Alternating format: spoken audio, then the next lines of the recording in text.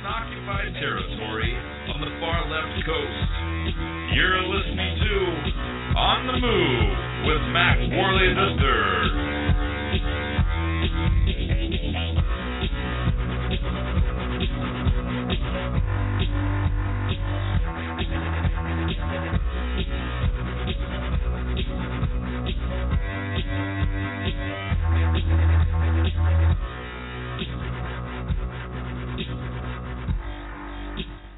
Hey everybody, it's great to be back with you today. I'm really excited about today's show.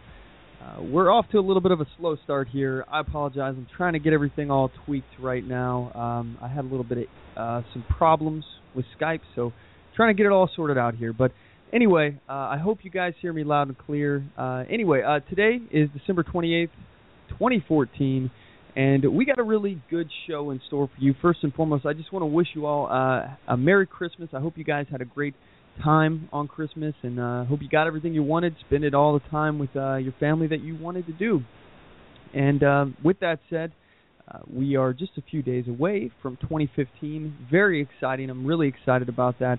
And, I hope you guys have a Happy New Year as well, and, and all that good stuff. Anyway, today it's going to be a good show. I'm pretty excited because we actually don't have a guest today. This is kind of unusual. Usually we do have a guest.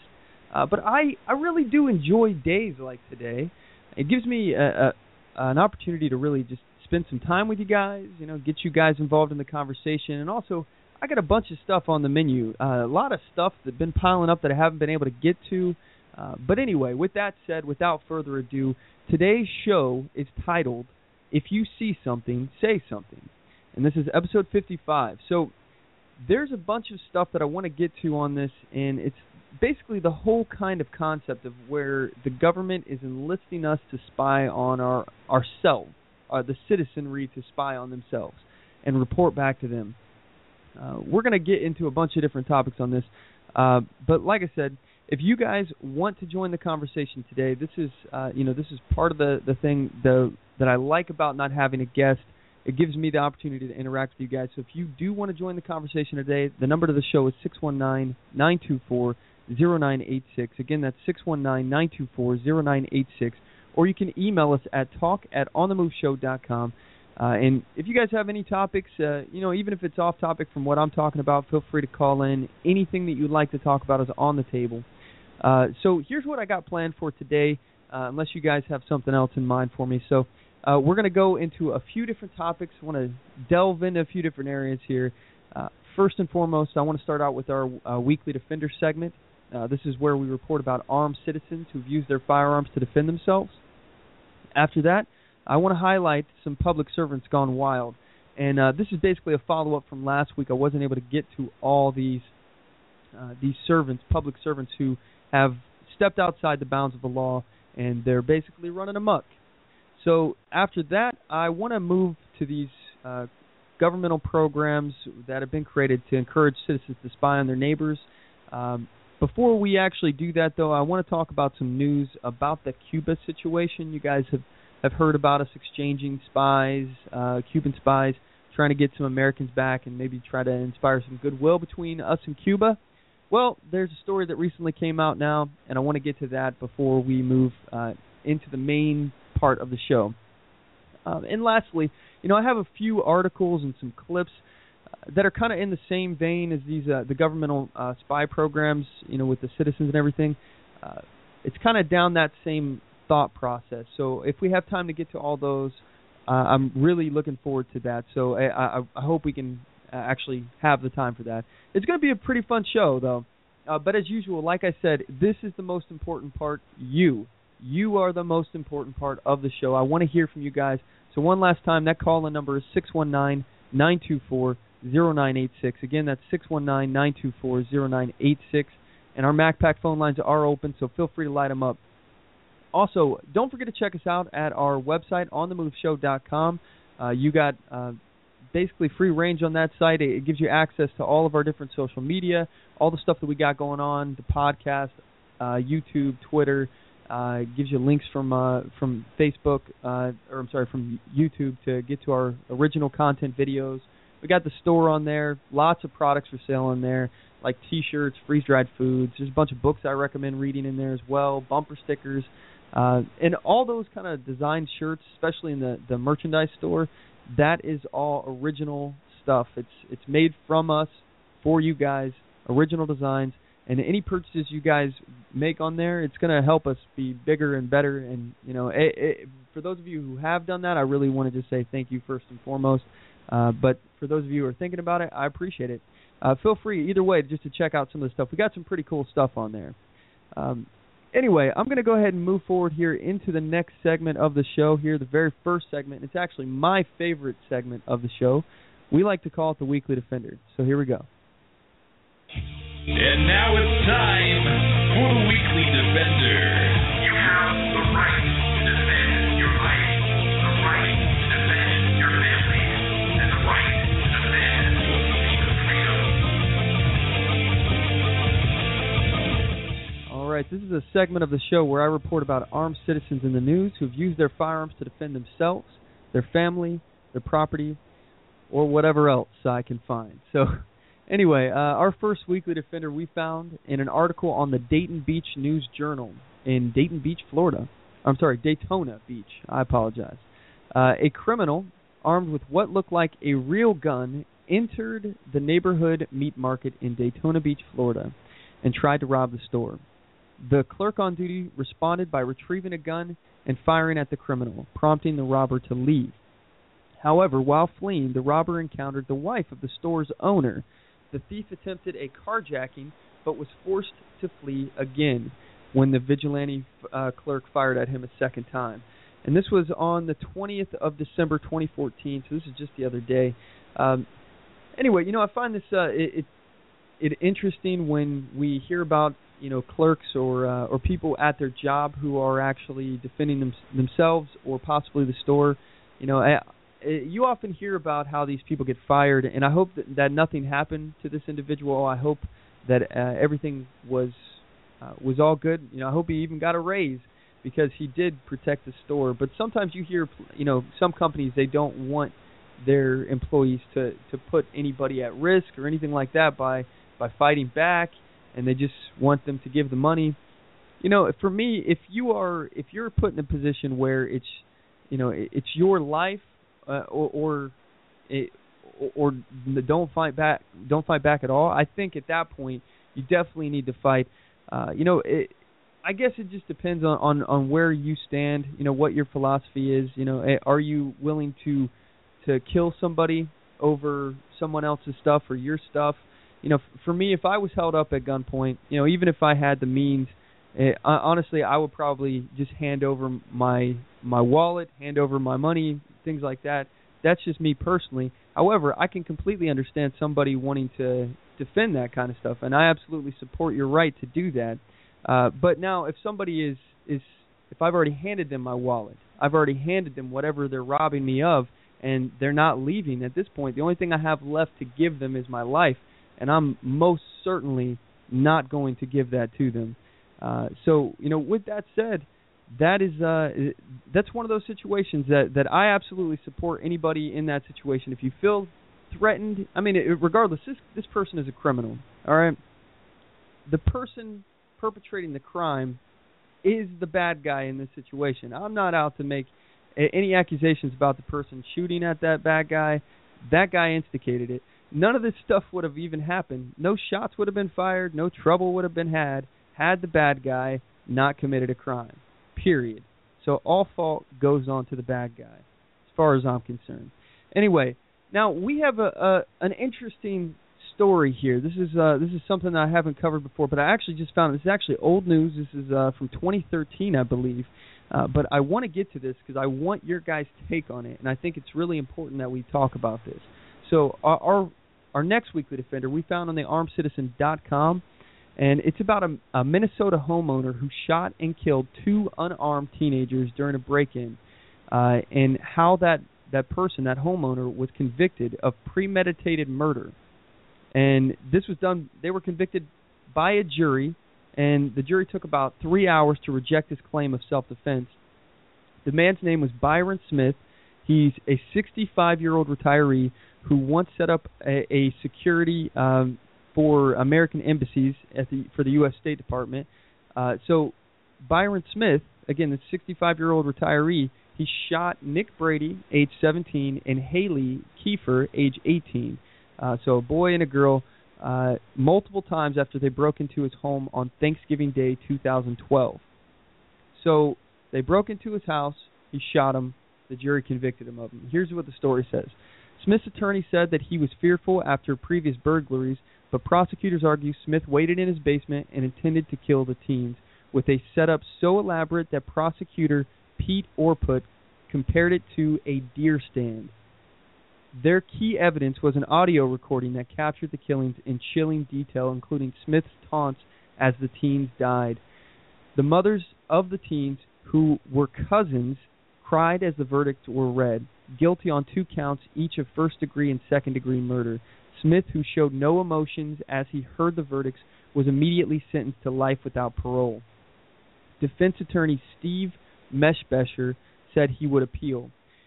Brady's grandmother, Bonnie Scheffel, I can't read that last name, Bonnie something or other, was among the family members who addressed the court after the verdicts. She said Smith seemed like a sour, angry old recluse who felt he was above the law. She added she was sorry his house was burglarized, but said Kiefer and Brady should have had the chance to grow up and learn from their mistake. Kiefer's aunt, Lori Skipper, read a statement from her niece's parents. Byron Smith made a conscious choice to shoot and kill our beautiful daughter, Haley. The feelings of helplessness are overwhelming. So I want to know what you guys have to say about this one. You know, do you think this sounds like self-defense or is it murder to you? Should a homeowner even have to worry about being charged with murder for killing intruders? Because what we're talking about here is intruders to your home. Somebody broke into your home, they are an intruder. And if you're in a castle doctrine state, you don't have anything to worry about. Somebody broke into your home, it's a fair game. You know, anything can happen at that point. They are intruders in your home, just like if somebody was an intruder in a castle back in those days. You know, you have every right to kill them. They have entered where they know they're not allowed, especially if they broke and entered.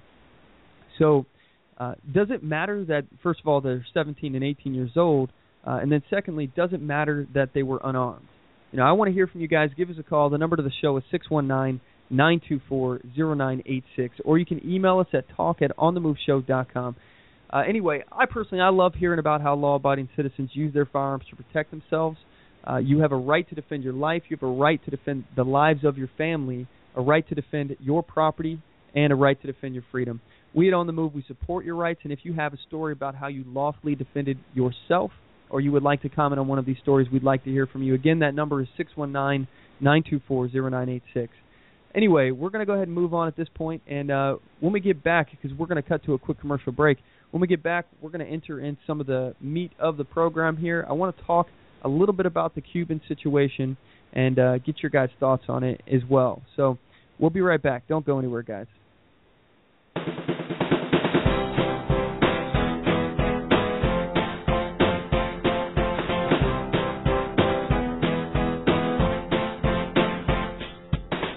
Support On The Move.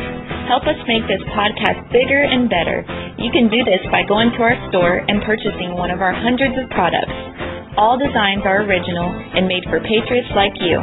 Just go to cafepress.com/onthemoveshow. We appreciate your support.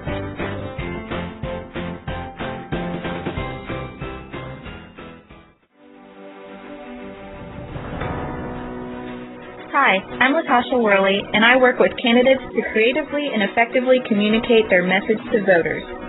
I offer professional graphic design services from yard signs to flyers, from logos to vehicle magnets. Email me today at latashaworley@gmail.com.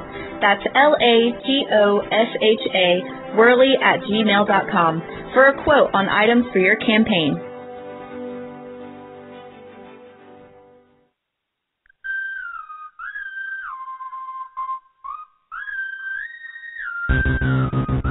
Broadcasting from deep within occupied territory on the far left coast. You're listening to On The Move with Mack Worley III. Stand up, speak out, and get on the move. And now your host, Mack Worley III.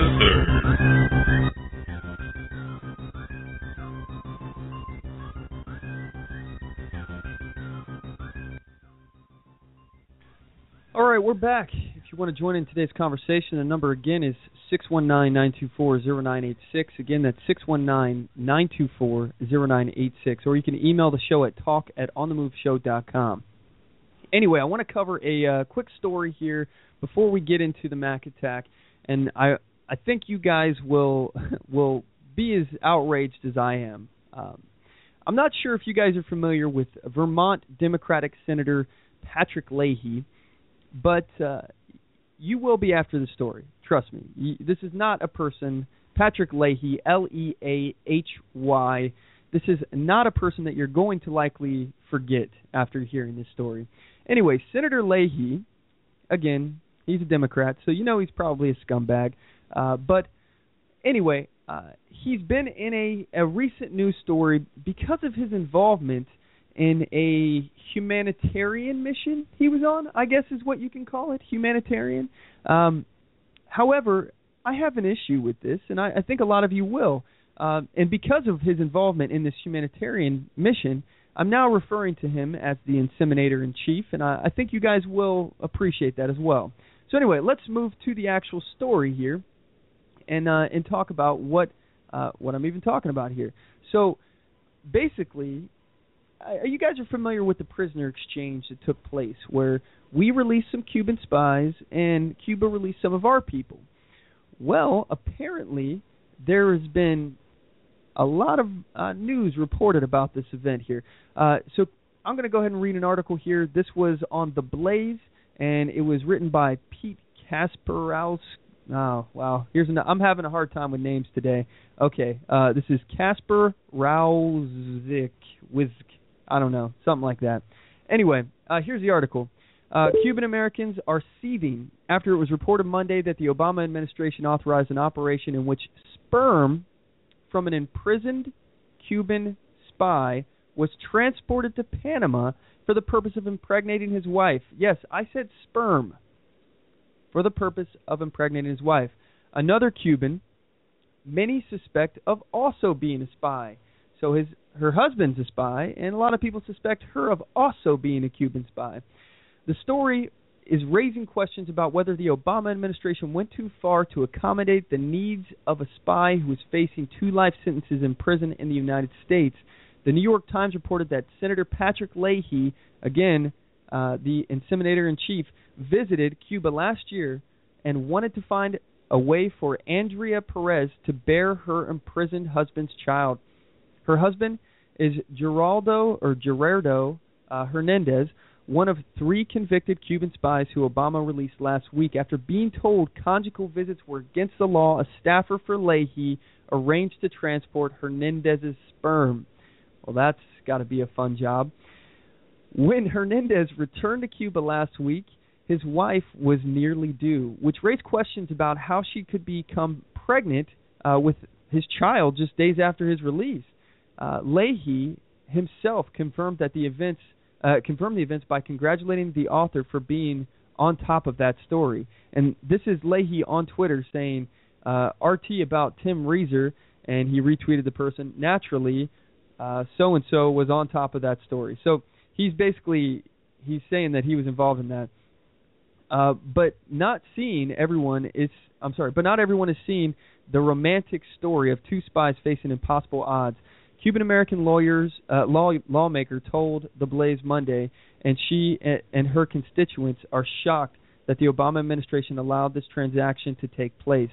The Cuban-American exile community is aghast at the special privileges this asset was able to get in spite of him having blood on his hands, and that this administration actually gave one whit about whether his wife would ever bear his baby, said Representative. This representative went on to say, it's unbelievable where their priorities are. You know, this blows me away, all right? For me personally, this story is outrageous in a lot of different ways. But first and foremost, I just have to point out the fact that this was taxpayer money. All right?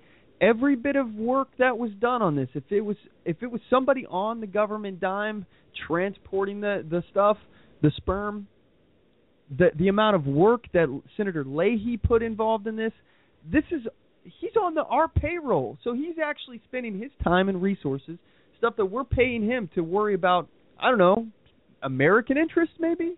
Things that actually will affect us instead of, aiding a Cuban spy. Again, spending our money to fund this kind of thing. An artificial insemination it took place in this. Did that cost us money? Did they pay for that too? Or did they just hand her over the sperm? Anyway, this for me is upsetting, but you might have already heard about the story. I'd like to hear what you guys have to say on it. From now on, I'm referring to this as Spermgate, and I think it has a nice ring to it. What do you guys think? In fact, if you're on Twitter or Facebook, I want you guys to start using hashtag Spermgate and let Senator Patrick Leahy know what you think about what he did. Why don't you just, tweet him over there. And I'm pretty sure, if I'm looking at this correctly, it is at Senator Leahy. That's Leahy. And don't forget to use that hashtag Spermgate, because then we can all see what you're saying. So anyway, with that said, without further ado, I want to move on to the next segment of the show, and this is the segment that we like to call the Mack Attack.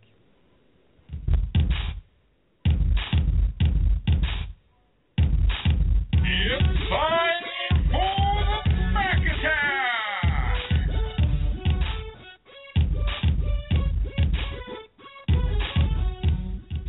All right, this is a segment where I report about outrageous events in the news or just stories that are on my mind, stuff that's stuck in my craw.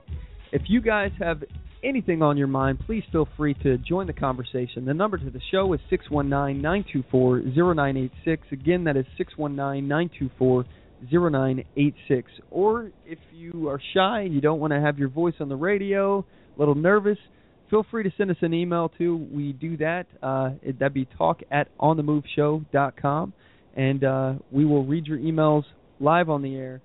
We have a post that we have that's on our main page on Facebook.com/OnTheMoveShow.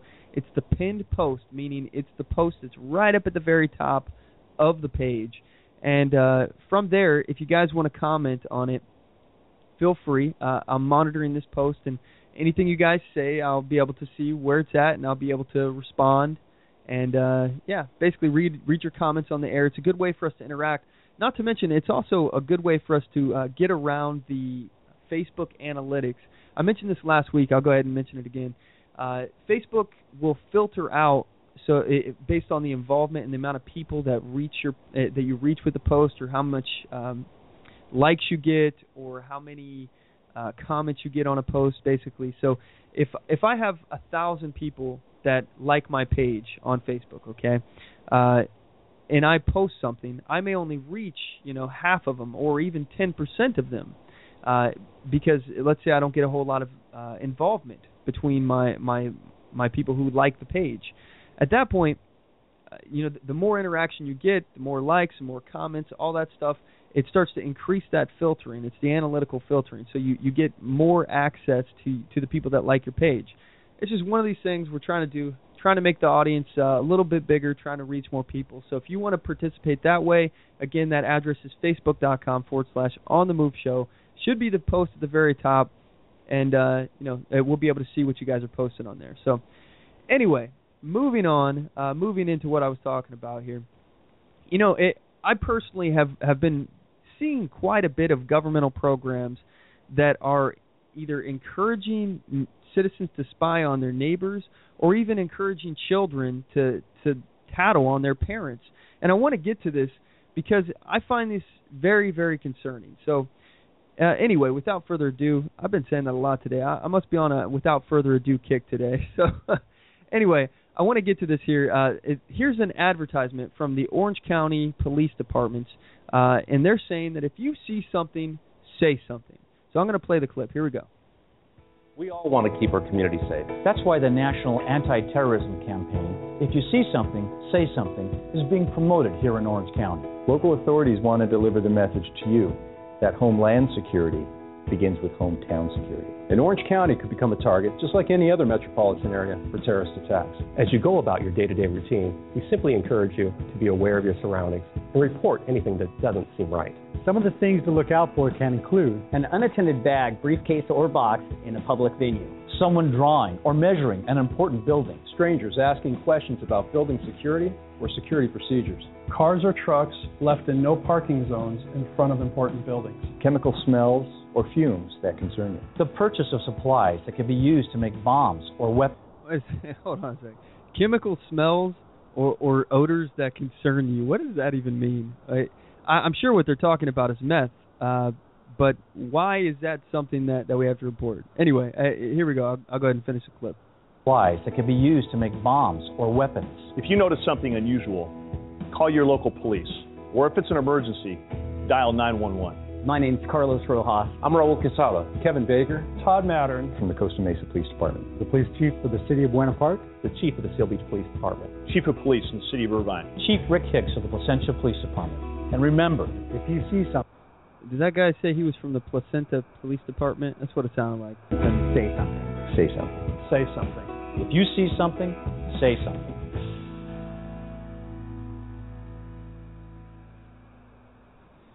So, if you see something, say something. This is a national program that is being put on trying to get us to tattle on each other. So, I understand the purpose, and I understand the sentiment behind it. The whole idea of self-policing, trying to get the community involved. This is something that I've talked about to great extent. The problem is that it's not self-policing if you're telling the police.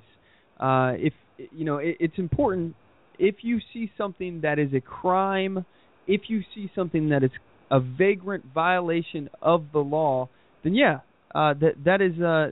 that's a good idea to let somebody know that somebody's currently violating the law. But if you see somebody who's doing something that you may consider odd or suspicious, like, I don't know, open carrying a firearm, I disagree.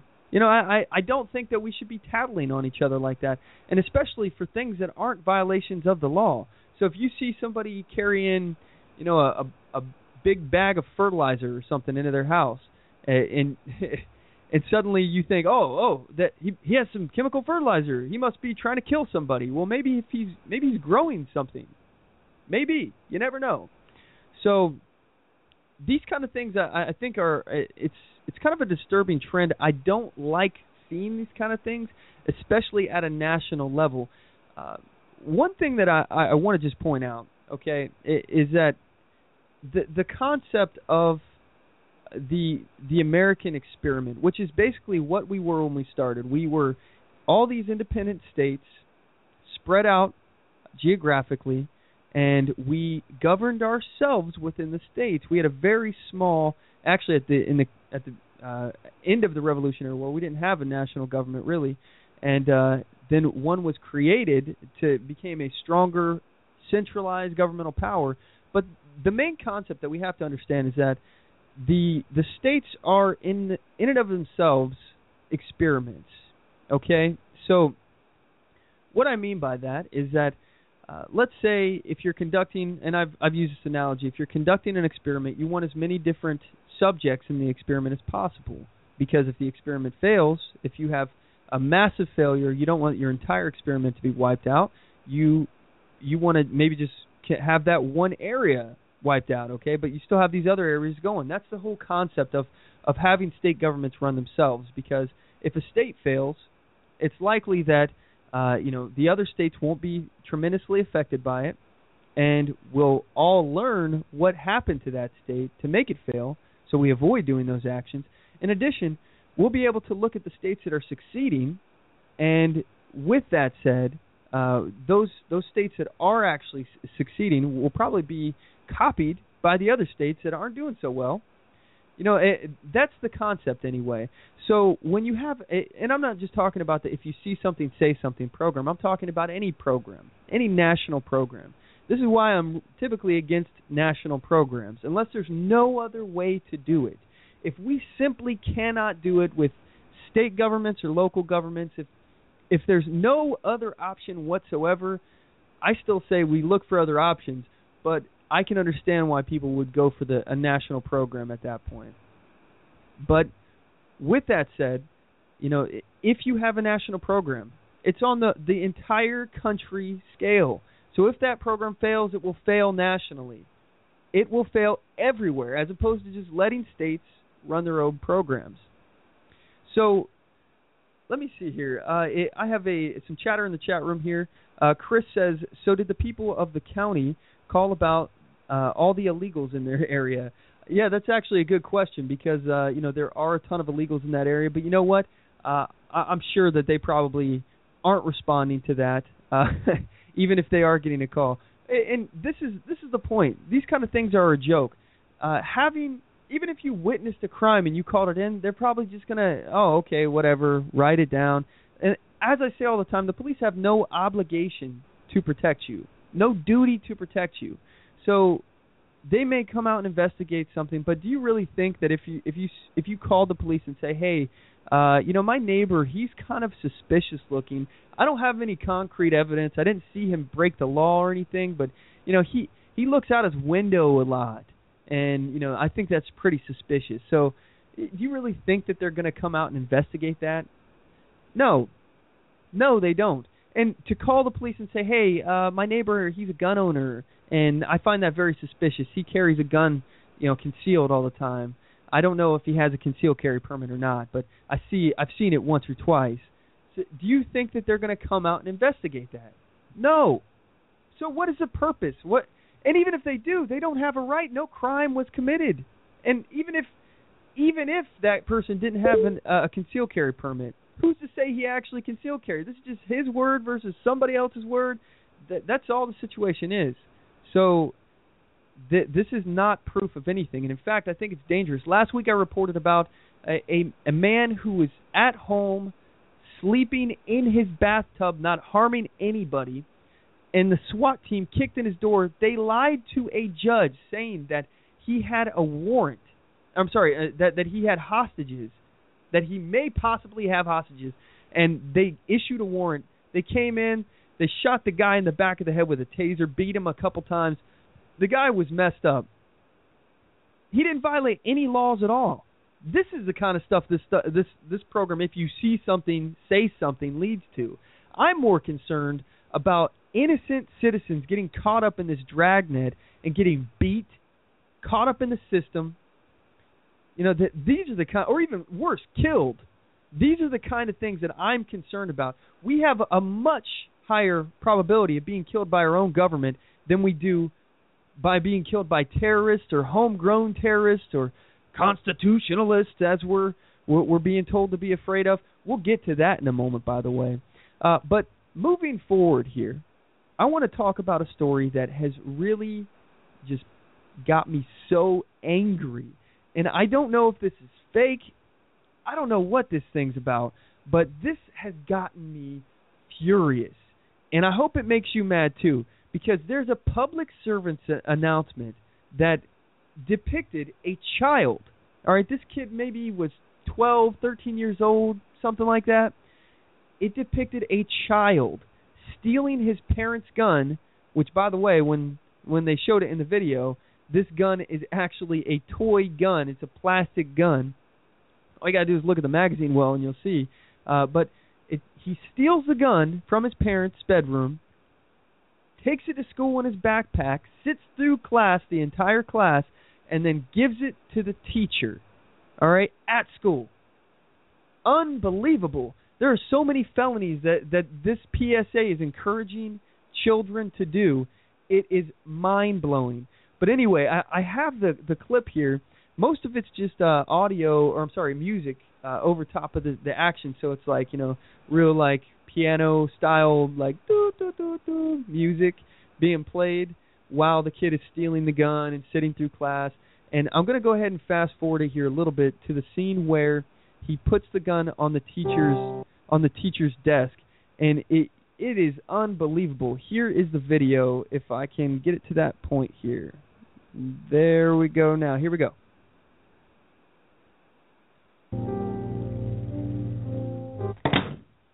And that was a plastic gun being sat down. Can you take this away? I don't feel safe with the gun in my house. Now it says, our children deserve a safe world.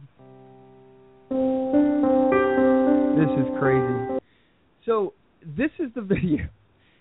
I don't feel safe with a gun in my house. Well, apparently the kid felt safe enough to pick up the gun, first of all. Let's just ignore the fact that it was a plastic toy gun. But he felt safe enough to pick up the gun, put the gun in his backpack, carry the gun around all day in school, and then, again, pick up the gun again and give it to the teacher. Unbelievable. Unbelievable. And this kind of, for me, this is very reminiscent of Hitler Youth. I don't know if you guys are familiar with this, but, you know, back in World War II, Hitler decided to create a little program for youngsters. It was a nationalist kind of program, a program that basically brainwashed these children into becoming Hitler's, you know, Gestapo, Hitler's, spy network, so to speak. And what the Hitler Youth Program would do, it would increase the sense of nationalism with these kids, but also the kids would come back to their home and spy on their parents. And if the parents did something, or their neighbors did something and the kids saw, they would come back and tell the government on whoever they're tattling on. And it's also very reminiscent of 1984. If you're familiar with George Orwell's book, 1984, they had a very similar situation happen in the book where the children were basically telling on the parents as well. And, you know, some of the parents that the kids told on, they were actually in the book proud of their kids for telling on them. So, it blows me away that we're moving closer and closer towards this Orwellian society where our kids are spying on us. We're trying to be, or the government anyway, or this PSA is trying to turn everybody against each other and tell on your neighbor, tell on your family, you know, violate the law, commit all these felonies, by the way, to get a gun into school. You know, stealing a gun is a felony, bringing it to a school is a felony. I mean, this is unbelievable. There's probably countless felonies inside here. I don't even know. But I do know that this is highly illegal, and do not try that at home. You will go to jail.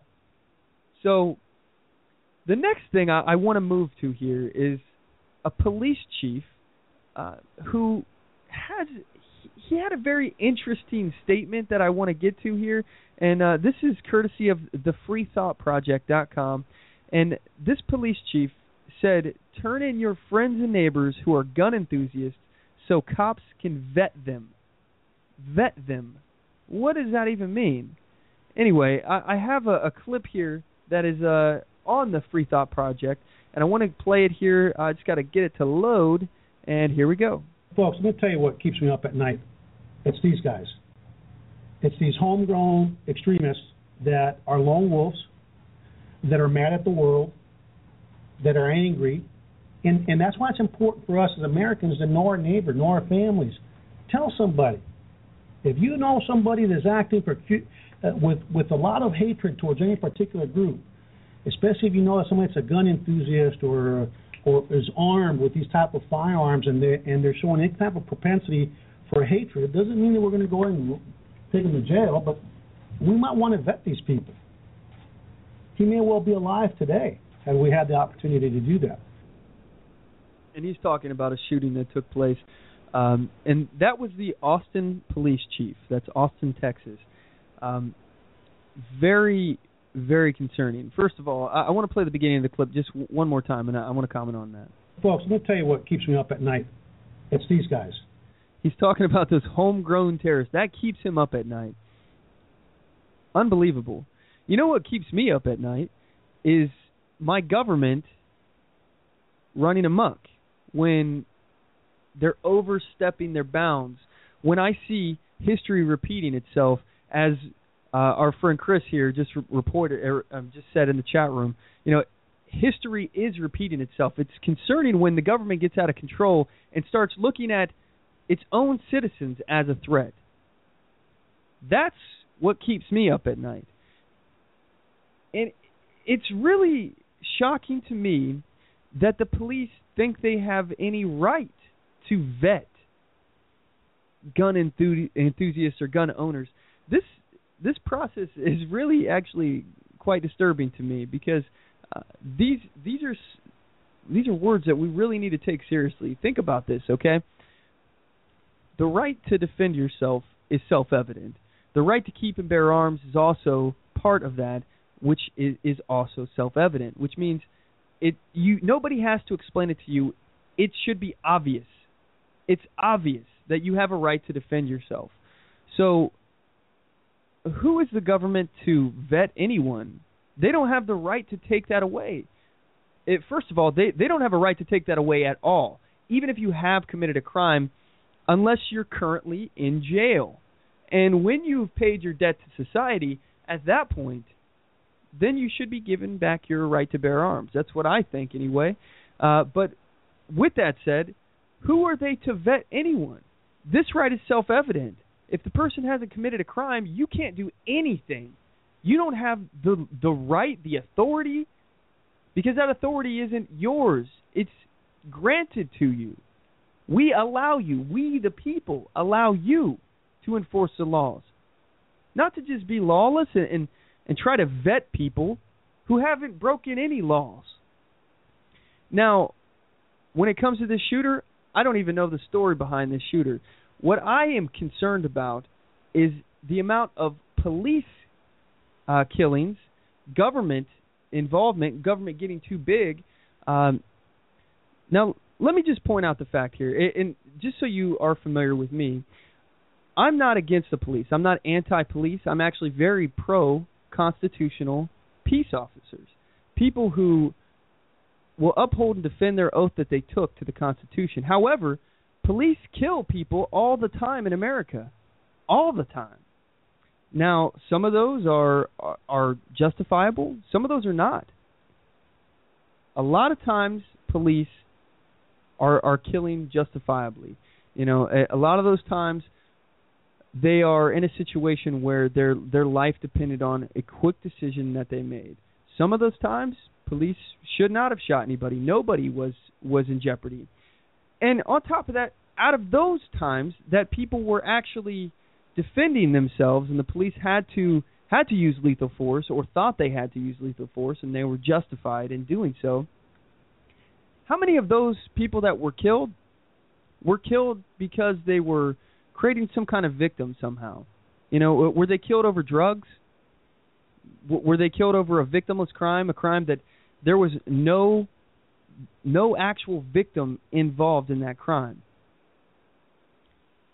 This kind of stuff concerns me. When the police or the government start being more proactive, it concerns me.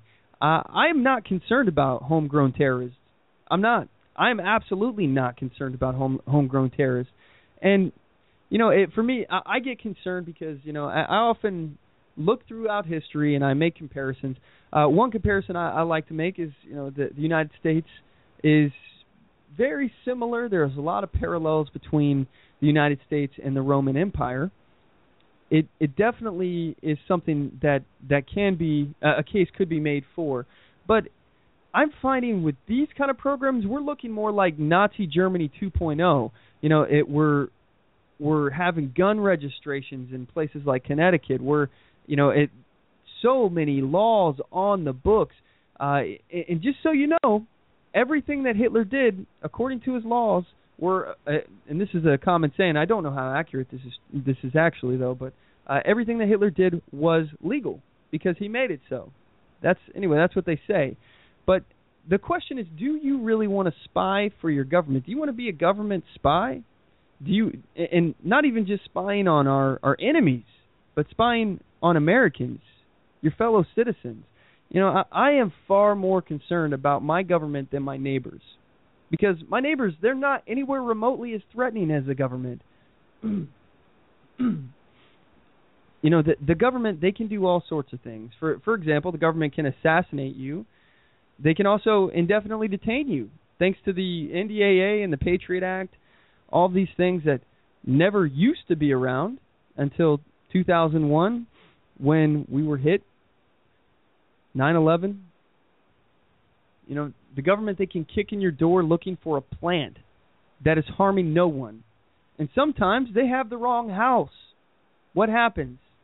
Well, you can file a civil suit. Is anybody held legally liable, like criminally liable? If somebody invades your home, kicks in your door, destroys your property, shoots your dog, throws you on the ground, handcuffs you, kidnaps you, and you did nothing wrong, shouldn't somebody go to jail for that? You know, I don't care if they hit the wrong house. They should be legally liable. That's my opinion. So why is the government so concerned about homegrown terrorists? You know, as I've said before, the odds of getting killed by a terrorist in America are far lower than the odds of getting killed by bees or even being struck by lightning. You know, is the government spending millions or billions of dollars on beekeeper suits and rubber boots for us, for the public, for the citizens? You know, we have an epidemic right now of bee killings and people getting killed by lightning. It happens more every year than Americans getting killed by terrorists. Well, of course they're not spending any money on these kind of things because they don't actually care about public safety. They care about control. Can you imagine if the money that we've spent on Homeland Security, the Department of Homeland Security, if we took that money and we paid for rubber suits and beekeeper suits and we had, you know, lightning towers and things installed all over the country, not to mention if you want to really be, you know, protecting of our Homeland Security, there's this nifty little thing that they could do to actually make us a whole lot safer, and that would be to harden our electrical facilities, our power plants, our infrastructures from an electromagnetic pulse. That's a big concern for me because, you know, that's something that terrorists could easily do. You know, set off an EMP, or another country could set off an EMP. It would set us back to the Stone Age. If they were spending money on these kind of things instead of Homeland Securities, all the big apparatus of things that they do for anti-terrorism, leave that to the FBI, or, you know, actually, you know, spend it on other things that we, the public, may need or want. Or how about we don't spend the money at all? You don't tax us anymore for that. How about that? That would be great too. You know, but any of those would be good. But again, it's not about public safety because they don't care. They don't care if you live, you die. They don't care what happens to us. In fact, it actually is helpful for them not to save us, not to protect us, because the more that we die, the more terrorists that kill us, the more fearful we'll be, and the more control we give them, the more power we give them. You know, it's just like kind of a good example. I don't know if any of you are members of the NRA, but the National Rifle Association. I personally am.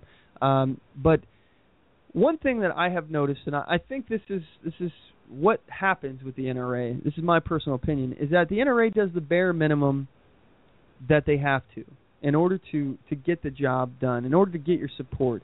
You know, so if sitting back and letting a bad legislation come through, they can just use that as a justification. Oh, look, they're coming after your guns. You got to give us more money because we need your money, and if you give us your money, we'll be able to fight better and get rid of this law, or cut a deal to where you'll have to get a background check for this gun, but at least you'll still be able to have it. You know, all these different things that happen, but they work just hard enough to where you keep giving the money so that the fight is never over. It behooves them for the fight for gun rights to never be over, because if it was, they wouldn't be getting support, they wouldn't be getting money. There's a lot of money in this organization. And if you think it's all going to defend your gun rights, you're wrong. You know, there's CEOs, executives, you're paying people salaries, and the more money that's coming in, the more money they're getting. And that's, in terms of national security, that is what is happening. The more fearful we are, the more threats that are out there, real or imagined, the more control we give them, the more control they take. And when the government takes control over something, it never gives it back. At least not willingly. Anyway, I'm going to cut to a quick commercial break, guys. When we get back, I want to play a video of something that is really disturbing. I mentioned it last week, but I really want to cut to it this week and talk about it. We didn't have time to get to it. So anyway, we'll be right back. Don't go anywhere.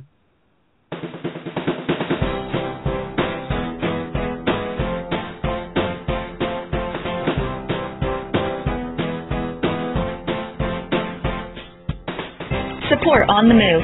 Help us make this podcast bigger and better. You can do this by going to our store and purchasing one of our hundreds of products. All designs are original and made for patriots like you. Just go to cafepress.com/onthemoveshow. We appreciate your support.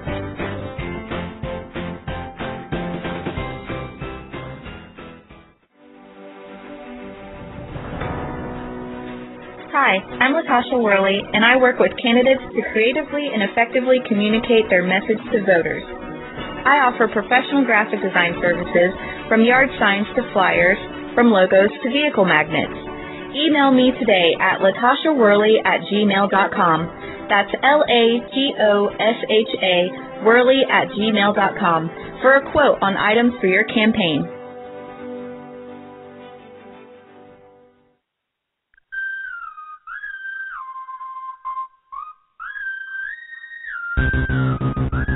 Broadcasting from deep within occupied territory on the far left coast. You're listening to On the Move with Mack Worley III. Stand up, speak out, and get on the move. And now your host, Mack Worley III.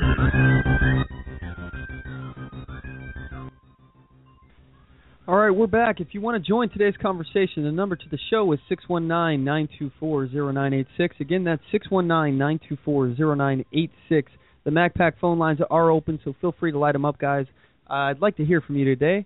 Anyway, if you don't want to call in, please feel free to either contact us in the chat room here on blogtalkradio.com/onthemoveshow, or you can email us at talk@onthemoveshow.com, and we'll read your email live on the air. So when we last left, we were talking about governmental programs that encourage us to spy and tattle on each other, a PSA that was released that encouraged our children to steal our guns and take them to school and give them to their teachers. That's what the public service announcement said.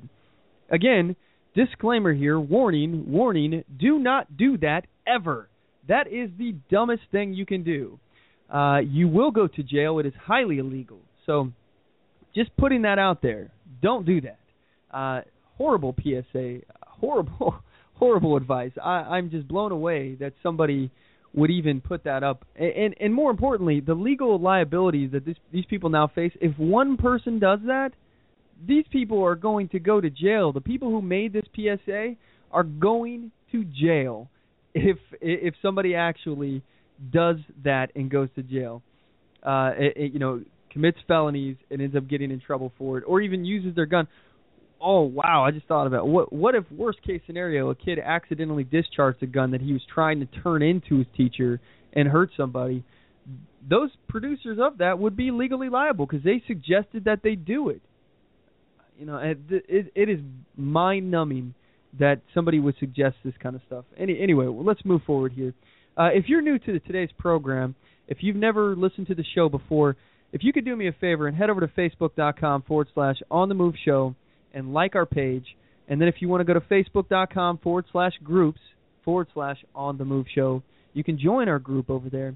I like to communicate with you guys as much as possible. We got a bunch of different stuff that we do here. But just so you know, if you're new, we broadcast every Sunday at 5 p.m. Pacific Standard Time. That's 8 p.m. Eastern Standard Time. So every Sunday, we're right here. Again, I try to broadcast rain nor shine. Even if I'm sick, I come on here. So it's just one of those things. But this show, the whole purpose of this show is to inspire you guys to stand up for your rights. That's the entire point of the show.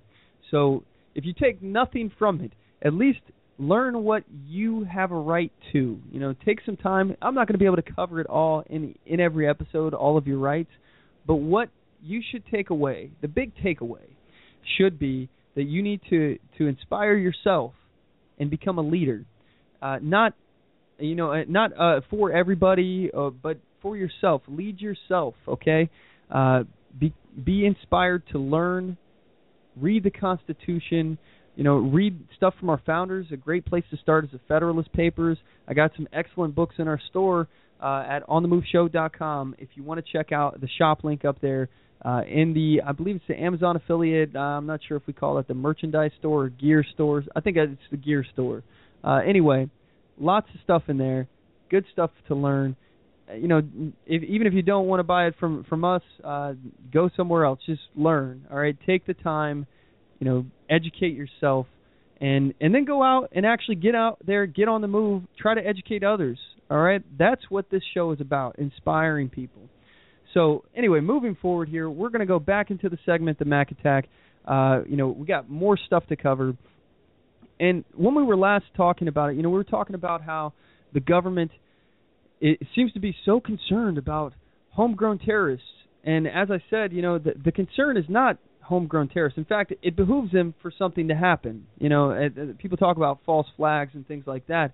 Well, every single time there is a mass shooting, every single time a terrorist attacks America or there's a threat, the government uses it toward their political advantage in some way. Every single time. So it's no surprise that they're asking for more power, but it befuddles me that people are so willing to give it. There's a video here, and it's really shocking. This was on Infowars.com, and it was actually just protested. There was a protest, I believe it was around Spokane, Washington area, something along those lines, that a bunch of people, citizens, were upset that the police had actually acquired an MRAP. It's an armored personnel carrier, and they said it didn't belong in their community and they wanted it out. I reported on that last week, that protest. But I have a video clip here from the actual displaying of this MRAP when they first got it. And again, this is from Infowars.com, of the police actually talking about constitutionalists and inferring to preppers as being a threat. Here's the video.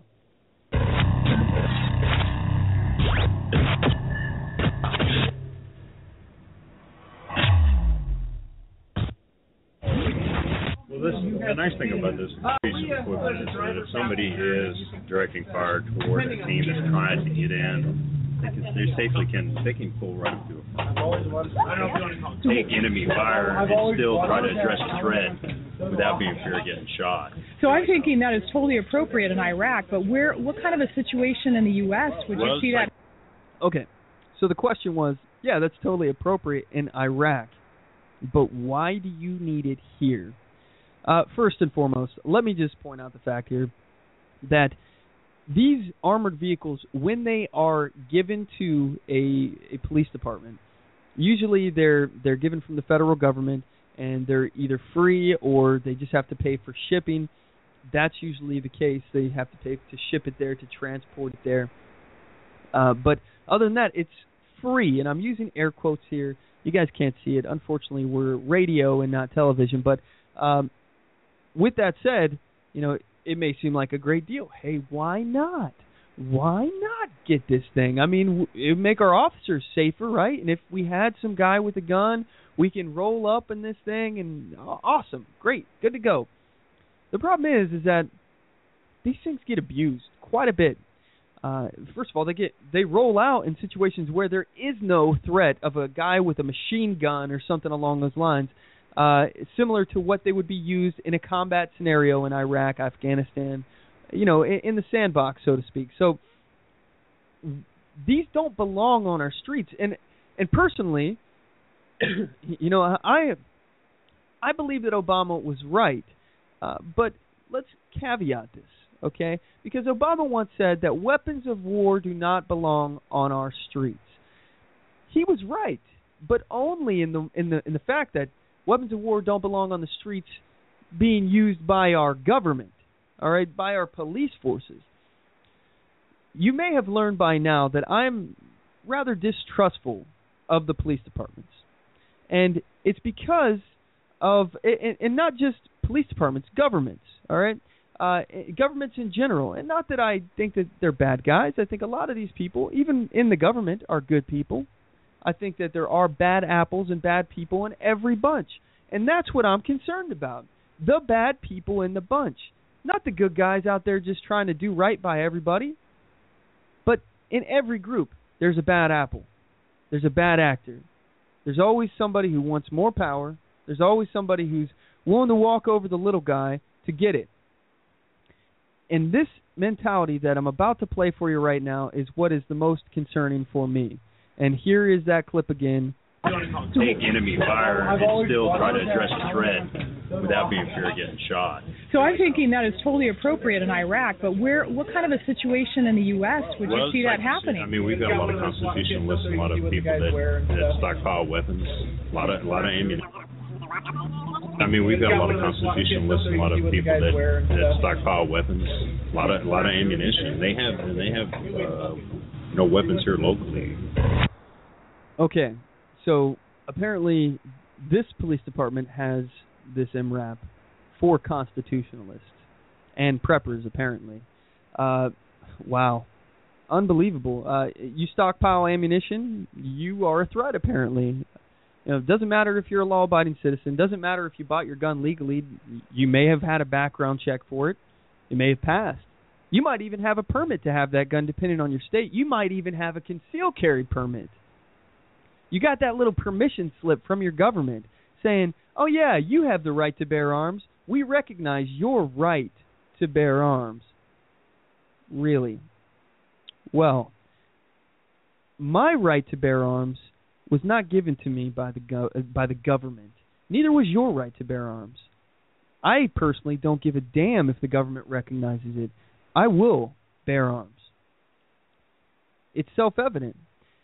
I don't have to explain it. They don't have the right to take it away. That's the way I look at it. And to look at people as a threat who are constitutionalists. Now, I find it odd, and I have to speak about this because these are one of the bad actors who I'm talking about right here in this video. He may be a decent fellow. He may be an all right guy. He may just be very, very, very stupid. Very dumb. Just a dumb man. I hope so. I hope that he's just so dumb that they put him in front of the camera and were just cringing the moment that the camera got on him. Like, no, not that guy. That's the dumbest one in the bunch. If he's not dumb, if he's an upstanding officer who scores highly on all of his tests and gets excellent reviews every year, we got trouble in that department. We got some serious problems because that kind of attitude, coming from somebody who swore to uphold and defend the Constitution from all enemies, foreign and domestic, I think he got the mixed message on that one. Okay? I'm hoping this is just a lack of information, a lack of education, or maybe the guy's just really stupid. Because to look at somebody who is a constitutionalist as a threat is astonishing.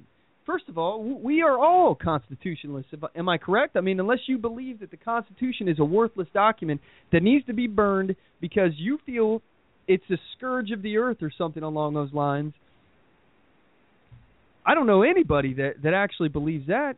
Maybe I'm just traveling in the wrong circles, although I have heard people say that it's an outdated document that we no longer need, just like the Bible. I've heard people say those kind of things before, and it just blows me away. You know, constitutionalists are not the threat. They believe in the rule of law. They believe in the Constitution, the rule of law. They're not your threat. Again, we're being ginned up here to worry about, these threats aren't there. They don't exist. Why do people prep, by the way? I personally am a prepper, and according to this police officer, I am apparently a threat because not only I'm a gun owner, I'm a constitutionalist and a prepper. So apparently, I just hit the grand slam here. I just got a triple threat here because I'm all three of these things this guy's concerned about. although this is really what needs to be addressed here, is that we're being ginned up to be concerned about these people who are just not threats. Have you ever, let me just ask you a serious, genuine question. Have you ever, in your entire life, because I can only go off of my experience, but in your experience, have you ever heard of a prepper going out and killing people? A prepper. All right, somebody who's in an emergency preparedness and they've stockpiled guns and ammunition, things like that. Have you ever heard about them being involved in a mass shooting? Now, I know one of the mass shooters killed his mother, who was a prepper, according to news reports, and then took that gun and shot up, I believe that was the movie theater guy, if I'm not mistaken, the guy that thought he was the Joker from the Batman series. These stories just don't happen. You don't hear about preppers killing people. You don't hear about constitutionalists killing people. And for that matter, you really don't hear about law-abiding gun owners, people that acquired their gun lawfully and legally, killing somebody violently, in a crime other than like a crime of passion. You don't hear about it. You really don't. I mean, save for this guy that we just reported on today, where he was arrested for, convicted for shooting people who broke into his house. His house. He shot and killed two teenagers who were in his house. And for that matter, Dee, one of our listeners, she has something to comment about that story as well. She said, although it is a bit disturbing of how he set up and waited for the intruders, I still believe that he has a right to protect himself and his property. It's not like he forced the kids to break in and rob him. Absolutely. That's what I'm saying. This is what I'm talking about. I personally think that if you break into somebody's home, you're fair game. That's the way I look at it. You have no idea what situation you're walking into, and it's not the homeowner's responsibility to know your intentions. Who knows what you're going to do? If I see you in my home, I don't know if you're going to kill me. I don't know if you're going to rob me. I don't know if you're going to try to take advantage of my wife. I have no idea what you're there for, but I know you broke in. At that point, everything else does not matter. I have a right to defend myself, my property, my family. That all these things are important. And I think at that point, this is kind of like when a burglar hurts themselves breaking into your house. They cut themselves on a knife in your kitchen or something like that, and then they sue you, and you're legally responsible for that. You broke in. How am I responsible for you hurting yourself while breaking into my property? That's unbelievable. I put this in the same vein as that. Dee also had to say this, and I think she was referring to the 911, or I'm sorry, the police departments here. What ticks me off the most is 911 or the police department will not educate callers even after receive numerous calls and have made contact with the person open carrying. How difficult is it for them to actually state that they have made contact with the individuals and they are peacefully exercising their Second Amendment right and explain what open carry is? Now, this is something near and dear to my heart, Dee, and I appreciate you mentioning this. I'm glad that you had something to say on this one because, this is something that I think most police departments don't do. Let's talk about open carry for a second, okay? Many of you may know me from my open carry video that I have. If you are not familiar with my unlawful arrest for open carrying in Washington State, then I highly recommend you head over to our YouTube channel, youtube.com/OnTheMoveShow, and check out our featured video. It's the one right there in the middle of the page, and I got a bunch of other stuff on there, lots of original content. But if you've never seen that video, I'm out there just peacefully open carrying, talking to people about gun rights, things along those lines. And, I was unlawfully arrested. Washington is an open carry state, and just so you know, I'm still in court over this. I'm battling this legal fight here, and it's shocking to me because my first court, I was found guilty. All right, jury of my peers found me guilty, even though I violated no law. The charge was displaying a weapon, and I've said a lot about this in the past and whatnot. I don't want to get too far into it, make this episode all about me and what happened to me and everything. But here's the point. I hear this all the time. People are like, well, why didn't you just talk to the police officers? Why didn't you just give them your identification? Why didn't you just do this or do that? Okay? The problem here is not the fact that I didn't talk to police officers, because I had every intention of going up and telling police officers what I was out there doing. I had every intention of talking to them, but they rolled up and pointed guns at me. That was their initial reaction to me. I wasn't pointing my gun at anybody. I'm sitting there walking around with my gun slung at my side, and they roll up and start pointing guns at me. So obviously, why am I going to extend you a courtesy? Because I have no obligation to tell you who I am. I have no obligation to try to do anything for you. I don't have to give you my ID. If I have not committed a crime and you don't have reasonable, articulable suspicion that I have committed a crime, I don't have to do anything. All right? You don't have probable cause. You don't have reasonable suspicion. Sorry. I don't consent to any searches or seizures. That's what I said. And, either way, I don't have to give you all this information. So if you're being nice, I have no problem being nice too. I'll tell you what I'm there for. I'm not going to give you my ID, because why would I be out asserting my rights, my Second Amendment right, only to give up my Fourth Amendment right against unlawful search and seizure? Why would I do that? It doesn't make any sense.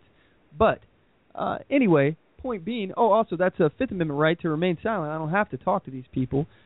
So why would I talk to them if they pointed guns at me, demanded that I turn off my camera twice on video, and then, demanded my papers, like I'm in Nazi Germany. Give me your papers. I didn't violate any laws. They admitted they didn't have any reasonable suspicion that I did, and they illegally seized my weapon, all right, at gunpoint.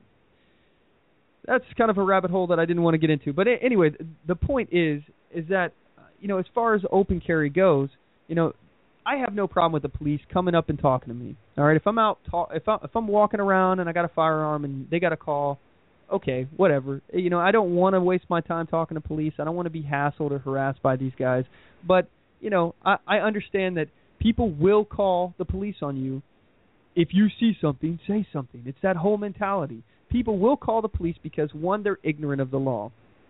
Two, they're just jerks, and they don't like the whole idea of you open carrying or asserting your rights, so they want to try to stick it to you and hurt you, get the police involved, get you arrested. And some people are just genuinely fearful of this inanimate object. They see it and they literally wet their pants. They cannot help it. They see a gun, oh no, and they lose all bladder control. And, from there, they got to call the police at that point because you made them wet their pants. So with all this in mind, I have no problem with the police coming up and talking to me.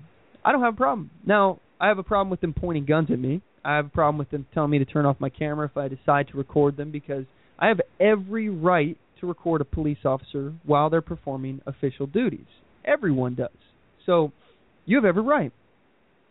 And then I also have a problem with them demanding my papers, taking my gun unlawfully. I don't know if I said that already. I'm kind of getting lost here. But the point is, I don't have any problem with them talking to me, coming up and stuff like that. But it shouldn't even be necessary. As to what Dee said, the police, they should be educating people as well. And the police should know. I shouldn't have to be out there explaining to the police that they need reasonable, articulable suspicion to detain me. I shouldn't be the one to have to explain that. They should know that. All right? But then the people that call, they should, one, be educated that, hey, there's no laws being violated. We made contact. He's just out there asserting his Second Amendment right. Or maybe they should do some investigative work themselves and say, hey, well, is the guy pointing guns at anybody? What is he doing? Is he just walking around with it slung at his side? If so, that doesn't seem like any illegal activities is happening. This is an open carry state. Let me explain to you what open carry means. Let me explain to you the law. This is what the law is. If you see him doing anything outside of the bounds of this, that's illegal. So just let us know at that point. And after they do that, they should also say, hey, it is a crime to file a false police report. So I just want to give you a heads up. If you call again and this guy isn't doing anything illegal, we're going to hold you liable because it's a crime to waste our time and resources filing false police reports. So that's what I believe should happen as far as open carry. But, D, I just want to say thank you for joining in the conversation. That was awesome. You had a lot to add on that. And I'm sorry, guys. I know, I took up a lot of time here talking about my situation. But if you guys are interested, again, that's youtube.com/OnTheMoveShow for the video. It's the first one there. It's right on the main page. So, anyway, with that said, we're going to cut to a quick commercial break. And when we get back, I want to read some stuff that's going on in the chat room here. And I have a few other topics I want to get to. So don't go anywhere.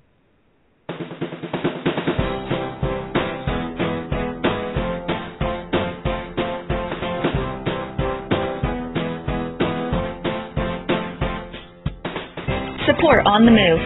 Help us make this podcast bigger and better. You can do this by going to our store and purchasing one of our hundreds of products. All designs are original and made for patriots like you. Just go to cafepress.com/onthemoveshow. We appreciate your support.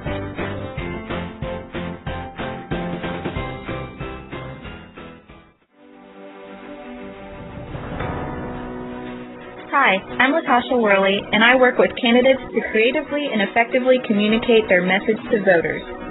I offer professional graphic design services from yard signs to flyers, from logos to vehicle magnets. Email me today at latashaworley@gmail.com. That's LATOSHA Worley@gmail.com for a quote on items for your campaign.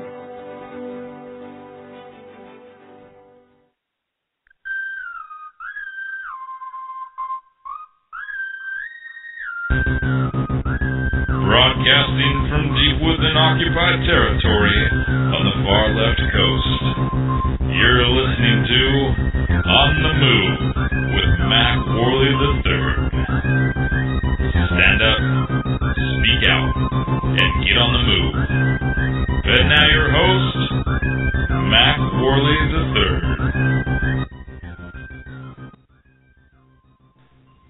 Welcome back, everyone. We're into the second hour of the program, well into the second hour of the program. We've got about 42 minutes left in the show. If you want to join today's conversation, we got plenty of time for you. Feel free to give us a call. The number to the show is 619-924-0986. Again, that's 619-924-0986. And we will put you on the air. We'll have a conversation. I'd like to get some of your takes on, all the conversations we've talked about. I'd like to get you the opportunity to get your 2 cents in as well. So feel free to give us a call. Again, you can also participate in the chat room. You can. We got that Facebook post, facebook.com/OnTheMoveShow. It's the first post there. Or you can email us, talk@onthemoveshow.com. And in fact, if you're on Twitter as well, feel free. You can tweet me at OnTheMoveShow. So anyway, we got a lot of ways to interact with you. And the reason why is because that's why I do this. All right, I love the interaction I get with you guys. You are the reason. You're the driving force of this program. So with that said, anytime you guys want to share the program, I certainly appreciate it. I really do appreciate that a lot. Following us here at Blog Talk. And just to give you guys a heads up, too, we're actually looking into changing our service over. I know I've said this a lot before, so I understand if you guys may be like, here we go again. But we're looking at moving over to Spreaker. I finally, if you have followed me on, all my social media and stuff, you guys may have heard me talking about how hard of a time I had trying to set up this complicated mixing desk where they have this thing called a mix minus. And it makes it so callers don't hear themselves and all this echo stuff, and it's very technical. As many of you may know, I am not very technical myself. I'm pretty computer illiterate. So it took me like 6 months, actually like a year, basically, from the beginning of the podcast to actually learn how to set up a mix minus. And I finally did that, and now I'm just trying to tweak out the last little bit so we can get on Spreaker because it has better audio. It doesn't constantly drop out. I have nothing but problems with Blog Talk Radio. At some point or another, we will be away from that. And I want to make it so that I actually can have you guys just go straight to our website, onthemoveshow.com, and that's where you can get everything, the podcast, the YouTube, you can get the Twitter, everything. I mean, I want it all to be there, one central location for you guys. So at some point, we will be set up like that. So if for some reason you come to the show here at blogtalkradio.com/OnTheMoveShow, and we're not here, there's no show going on, feel free to swing by over to OnTheMoveShow.com and check it out. See if we have a link anywhere on the page there for our new show location, because we're moving at some point. I don't know how long it's gonna take, but at some point we will be gone. We'll be moved over to a different location. But anyway, I want to talk about some of the stuff that was happening in the chat room while I was giving some of my rants here. Chris said, that is why our government is nervous. With the internet comes education. They can't control our society has become addicted to instant information. They understand that the people are talking and educating themselves. So, I definitely agree that that people are out there educating themselves, and that's what this show is about. Again, inspiring people to educate themselves, inspiring people to get out there, get active, get on the move. Not only educate yourself but others. But at the same time, there's a huge portion of society that is apathetic. They really just don't care about politics. They have no idea what's going on in the world. Some of these people, I don't have a problem with somebody if they don't want to get involved in the political process. They have no idea or no concern about the political process. That's fine. If you don't want to have anything to do with politics, good. I'm happy for you. That's your absolute right. You have a right to not worry about politics. Now, the problem is when you don't worry about politics, you don't know what you're doing, you know nothing about the issues, but yet you vote, okay? You vote. You vote on things like, I don't know, for example, let's just throw an example out here, like I-594 in Washington. Those of you who are Washington listeners or people who listen to the show frequently will know exactly what I'm talking about. I-594 criminalized the transfer of firearms. All right. So I don't mean like I'm selling you a gun. That's a crime too, obviously, according to this new draconian law. But I mean simply just handing a gun from person A to person B. All right. Hey, friend, come take a look at this new gun I just bought. Here you go. Now, that's a crime unless you get a background check. And if they hand it back, that's another crime. Those are both felonies. And guess what? They stack. So you're both guilty of 2 felonies. That's what people in Seattle did. That's what people in Tacoma did. These people don't know anything about politics. These people are outside of the process. They've decided not to get involved, at least enough to educate themselves. But yet these people are making decisions that affect you and me. They think they have the right to tell you and me how to bear arms, what we can do with our self-evident rights. Well, this is what I have a problem with. If you have no idea what's going on, if you're apathetic, it's been talked about before, and I don't know how I feel about it. I'm not sure what my thought is on this, and I'd be interested to hear from you guys. The number is 619-924-0986. But what I'm about to talk about is testing to vote. What do you guys think about that? Do you think that we should have to take some kind of like civics exam or something like that before we test? Something easy, not something too complicated that you'd have to study for months and months, like the citizenship exam. You know how people who are immigrating here legally, by the way, that still happens. People still do that. Can you believe it? Oh my goodness! Who would have thought that people actually come here and follow the legal process to migrate here? But I digress. Not even that hard, the citizenship test, okay? So let's just make it an easy little civics exam, something that most people that are at least somewhat informed in the political process can pass, okay? Do you think that should be a requirement to vote, a passing grade on the civics exam? I don't know. I've heard a lot of people talk about this before, And I'm not sure where I fall in line on this. I mean, I would absolutely love it if the uninformed voters or low information voters were out of the way, which, I mean, would pretty much mean the demise of the Democratic Party. And especially if you get rid of all the illegals who are voting as citizens for the Democrat Party, and this amnesty situation that, you know, is going to legalize all these immigrants, you know, I think if you got rid of those two classes, well, let's say three, I'll give them three classes, the low information voter, the no information voter, and the illegal immigrants. I think if you got rid of all of those voters, there would be no chance for a Democratic Party. You know, especially if you also got rid of a fourth class, and those people who are on some kind of government entitlement, not a benefit, but an entitlement, like welfare or food stamps, something like that. If those people were out too, then absolutely there would be no way that the Democrats would win. That is their core constituency. That's it. And let's just sit and think about that for a moment here. The core constituency of a political party is those who don't know anything about what they're voting on, those who know very little, those who are here illegally, and those that are voting for you because they know you're going to give them more free stuff. Wow. That is unbelievable. You know, if I knew I had to cater to all those people, I would be pretty upset. There's no way, just morally, I could be part of the Democrat Party with that kind of constituency. They would never vote for me, first of all.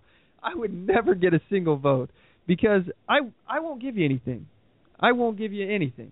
In fact, you know, I'll take away stuff. In fact, I'll take away stuff even if it hurts me. I don't care. You know, I personally don't care.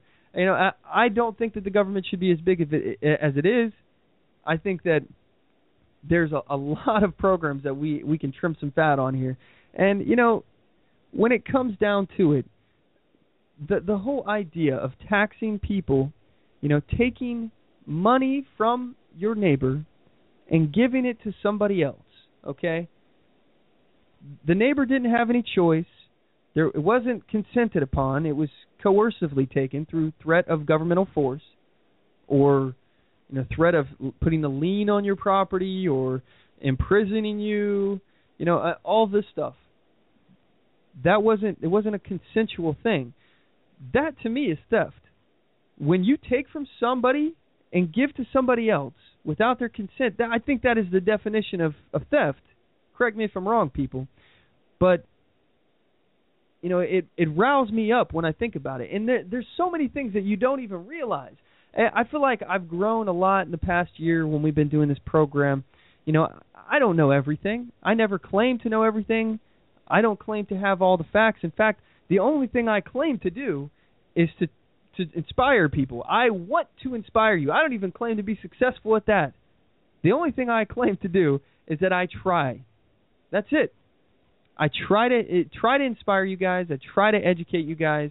I try. But more importantly, I want to try to get you guys to educate yourself and not to trust me. Don't trust me, all right? I'm nobody, all right? I'm just a guy who is passionate. I'm not a hero. I'm not a leader. I'm not anything. I'm just a guy who's on a microphone. That's it. You know, don't believe anything I say. Look it up. If anything that you think that I'm speaking out of the wrong side of my mouth or I don't know what I'm talking about, call me out on it. 619-924-0986. I'd love to be corrected on something. I'm wrong about 10 times a day. Wouldn't surprise me if I've been wrong at some point. But everything I talk about is verifiable. You know, I don't try to just make stuff up off the top of my head. I try to have facts. I try to have articles. I try to have things to back it up. And I try to give you guys the means of finding it so you can verify if I'm wrong, if I'm right. You know, but again, a lot of the stuff will need you to do some research as well. So anyway, we got some chatter in the chat room here. Let's see. We got Chris again. He said a project for people listening. Call or write your prosecutor and sheriff. Ask if they will be enforcing I-594 violations. That's a good one. I really like that. That would actually, you know what? We're going to go ahead and enter into the listener challenge segment because I like that so much. We're going to make that the challenge today. I challenge you to a duel. Did you hear that? Sounds like it's time for a challenge. Listener challenge. Listener challenge. Listener challenge. Listener challenge. All right, this is a segment of the show where I challenge you guys to get out there, get active, get on the move. So if you live in Washington State, if you are a Washington State voter, you are affected by I-594, and I'm sure if you own a gun, you know about it. I'm sure if you're listening to this program, you know about it. But it would be a brilliant idea for all of us to email, call, write our prosecutors, our local sheriffs, and ask them if they'll be enforcing I-594 violations. And ask them specifically, what do they consider an I-594 violation? Do they consider passing off a gun to another individual without a background check? Is that a violation of I-594 to them? Because it clearly is in the law. However, there are some police departments that are saying that they will not enforce that as a violation because they don't consider that a transfer, even though the law, as written, clearly says it is. So, they're not. It's not that I want them to, but they're not following the law as written. But what I have a problem with here, okay, and we'll get back to the listener challenge here in a second because I don't want to forget this here. But what I have a problem with when police officers or public servants say they're not going to enforce a law, all right, even if I disagree with that law, police officers, they do not have the ability to interpret law, create law, things like that. The only thing that they can do, as far as not enforcing a law, is if they use the excuse that it's unconstitutional. It will break their oath to the Constitution. All right? If a law is in violation of the Constitution, it's unjust. So they are not only obligated to not enforce it, but it's their duty. They can't enforce it because it would dishonor their oath. So with that said, when a police department says, "Oh, you know what? I don't consider that to be a violation, according to law," then they're just not following the law. Now, if they said, "I don't believe that's constitutional. I believe it violates my constitutional oath," then they have the right. They have the right at that point. But back to this listener challenge here. It would be a really good idea to write or call your prosecutors, your sheriffs, your local police department, your police chief. Ask them what they consider to be a violation of I-594. Do they consider just a transfer, handing somebody a gun? Do they consider, are they going to arrest people for a felony for selling a gun without a background check? Because that is clearly, as well as the other one too, the transfer, both of them, any kind of handing of a gun, transfer of a gun, possession or otherwise, ownership, doesn't matter. As the way the law is written, it is a clear violation. I'm curious what the police departments will say. I'm going to do my part. I'll actually contact ours, my local people here, and I'll ask them. And I'm curious what you guys, you may be in a different location. You may have a different prosecutor or sheriff than I do. So let me know. If you do get a hold of your sheriff, contact them, contact me, let me know what they say. I'm curious to know what's going on around our state here. So, and for those of you who are not in Washington, you may think, I-594, it's a Washington issue. It doesn't affect me, blah, blah, blah, whatever. It may not affect you now. All right? You may not care, and I understand. If something was happening in Florida right now, I may not know about it. It may not be first and foremost in my mind. I might not be concerned about what's going on in Florida because I've got a lot of stuff on my plate right now. And I get that. I get that we get busy. All right. However, I stand with Florida gun owners. I stand with the right to keep and bear arms. I stand with Florida individuals, citizens that want to open carry. I stand with those who want to conceal carry. I stand with those who want to defend their property, their family, themselves, their freedom. I stand with them. And one thing that the rest of the country needs to be abundantly aware of is that I-594 is coming to a state near you. It's going to be there. This was just a test. We weren't even supposed to have passed this. But thankfully, for the Bloombergs and the Bill Gates and all those other scumbag billionaires who pumped in tons of outside state money, millions and millions of dollars that came from outside the state of Washington affecting an election to advertise, all of this money coming from people that have no reason to be pumping money into our elections. Their laws aren't affecting them. They're affecting us. But anyway, all of this money coming in, it helped. It created a situation where, these liberal cities, these small little locations, clusters of people decided for the rest of the state what we can do with our right to bear arms. This was just a test. We weren't even supposed to pass it. They just wanted to see what kind of support they would get. They just wanted to see what would happen if they tried. They can throw away millions of dollars. These people don't care. And it's because their interest that they make off of their money just sitting there in their bank is a killing. They're making millions of dollars off of interest. Money grows money, and they can just afford to throw it away. And they've got a lot deeper pockets than you and I do. Anyway, this just illustrates why it is important for us all to be concerned about I-594, because it was a test. It will be coming to your state one day soon, and millions, if not billions of dollars from out-of-state millions and billionaires will be spent in your state to promote this. This test was a success, and they weren't even expecting it. It will be recreated. It will come to you. You must be concerned. You must be vigilant. Don't let them do this to you.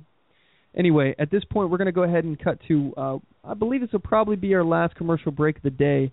And when we get back, I got some freestyle articles that I want to go over here, some stuff that's been on my mind for a while, but I haven't had time to get to. So anyway, we'll be right back.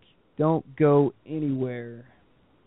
Oath Keepers is a nonpartisan association of current active duty military, reserve, guard, veterans, peace officers, and firefighters who will fulfill the oath we swore, with the support of like-minded citizens who take an oath to stand with us, to support and defend the Constitution against all enemies, foreign and domestic.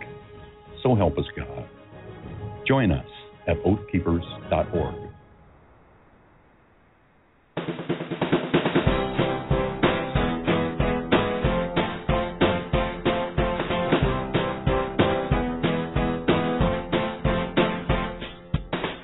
Support On The Move. Help us make this podcast bigger and better. You can do this by going to our store and purchasing one of our hundreds of products. All designs are original and made for patriots like you. Just go to cafepress.com/onthemoveshow. We appreciate your support.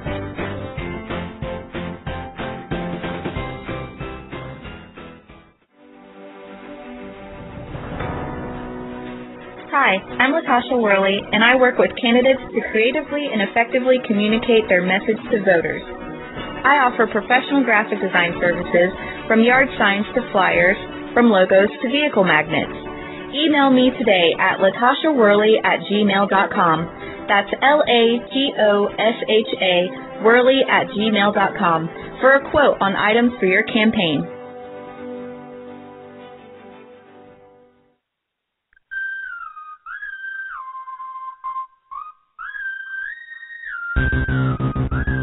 Broadcasting from deep within occupied territory on the far left coast.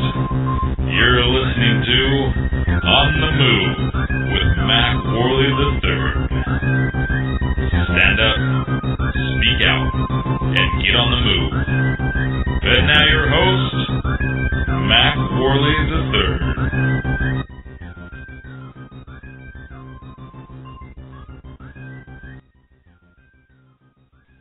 And we're back. Okay, so if you want to join today's conversation, we have 20 minutes left in the program. Lots of time for you guys to get your voices out there. So don't be shy. The number to the show is 619-924-0986. Again, that's 619-924-0986. Or you can email the show at talk@onthemoveshow.com. You can hit us up on Twitter @onthemoveshow. Again, we got that post at facebook.com/onthemoveshow, the very first post on there. Feel free to leave your comments. Lots of ways for you guys to interact. Don't feel shy. Don't be bashful. I love hearing from you guys. So anyway, there's a lot that I want to get to. And I know I said I was going to highlight some public servants gone wild, so to speak. And, there's a lot that I have here to cover. So, if you guys don't call in, I'm going to go ahead and just cover all this stuff here, and no worries, we'll just keep pressing on. It's kind of like a little freestyle episode, but I like it because it's giving me the opportunity to really cover a bunch of stuff that I haven't had time to get to lately. It seems, like I said, I've said this before, but I could do this show for 5 hours a day, like every single day. I could sit here and just talk with you guys. I can freestyle, just go through different news sites and things like that and give you my take on it. I'm fine with that, but I just don't have time to do that. So, I got to do this once a week, 2 hours, and it's hard for me to squeeze in all the stuff I have to say to you guys in a 2-hour block once a week. It's very difficult. It's hard. So, first and foremost, thanks, guys, for listening to me and tuning in week after week. That's important. But anyway, we're going to move forward here. So, I want to cover the police gone wild stuff, but first let's talk about some stuff that was said here in the chat room. First and foremost, Chris, he said that I-594, it's an unfunded mandate. This is a really excellent point, actually. Prosecutions cost money and officer time away from actual crimes. I-594 is also going to cost the taxpayers money. Excellent point. Great point. And this is kind of like the same thing on like the war on drugs. Okay, you take victimless crimes and you pump a bunch of money into a system to stop that and to prosecute people who are doing that, jail people, and that's costing money as well to keep this person in a prison. So who is the victim when I sell you a firearm without a gun? Or, I'm sorry, a firearm without a background check. Who's the victim? Is there a victim in that? Now, if you use it to do a crime, that's one thing, but that's you. That's not me. I didn't commit the crime. I sold you the gun. I'm not the one that's legally responsible for that, or at least I shouldn't be. I have every right to transfer a gun, sell a gun. We have the right to keep and bear arms. How can we be expected to assert that right, to use that right, which again is self-evident, either granted by God, the Creator? It's a natural right. However you want to look at it. How can we be expected to assert our right if we have to ask permission from the government to do it? That doesn't make any sense. Regardless, it's a victimless crime, and the only people that are going to follow this law are the people that you didn't have to worry about in the first place, the law-abiding citizens.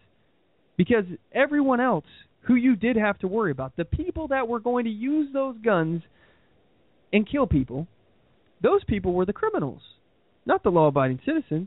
So what's the point of even having a law against that? Because murder is already a crime.